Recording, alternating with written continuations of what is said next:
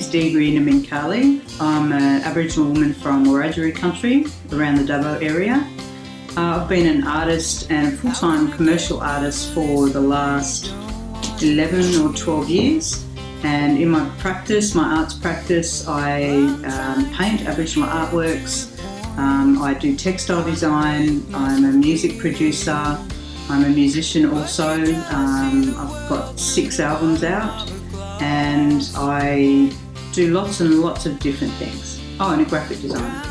My love of art, I guess, is from many, many different places. My mother was a full-time potter, so growing up I was surrounded by pots and mud and exhibitions and firings, and she loved to draw, and she's an amazing artist herself, both drawing and painting.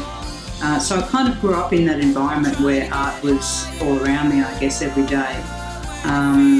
But also I was a musician. I've played music for a very long time as a kid, and I always, I guess, wanted to be a rock star.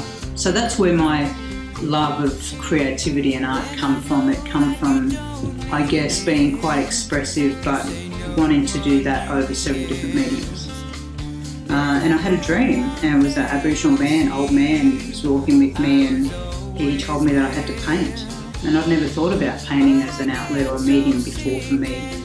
But I knew that that's what I had to do. So I woke up and went and bought paints and canvases and brushes, all the wrong things, you know, the cheapest of everything. And I started painting, and I haven't stopped, and that was 2003. I decided to be a full-time artist because I had all of these talents and, I guess, skills that I've developed over the years.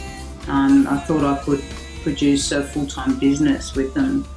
And I get bored very easily, and I didn't want to do a job that you know, I had to go to work every day and do the same thing.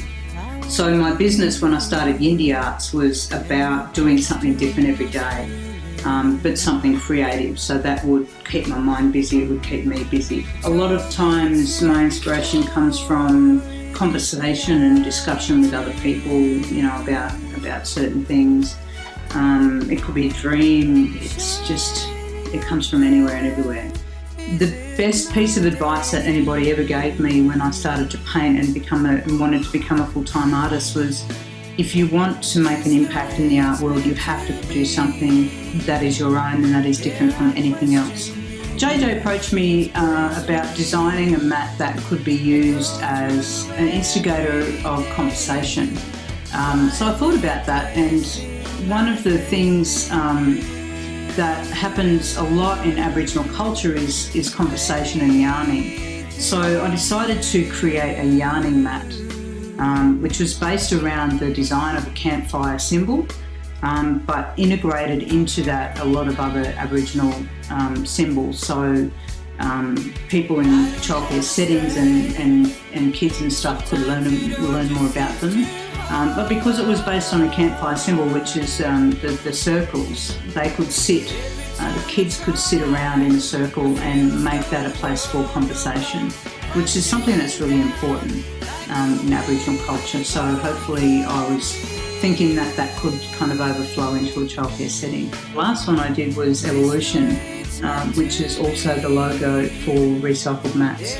So it's kind of like the evolution, I guess, of both our businesses and both our stories and journeys, because, you know, we've both come a long way in that time, and we were both very new and green, you know, that when we first met. So it's been a lovely journey with Recycled Mats and JJ, both as a friendship and as a business colleague. But it is always nice to walk into a childcare setting, or a school, or, you know, something like the National Centre of Indigenous Excellence, and see my work, or to see the mat, a recycled mat on the floor with my work in it. That's really cool. Stars are up there, shining down on me.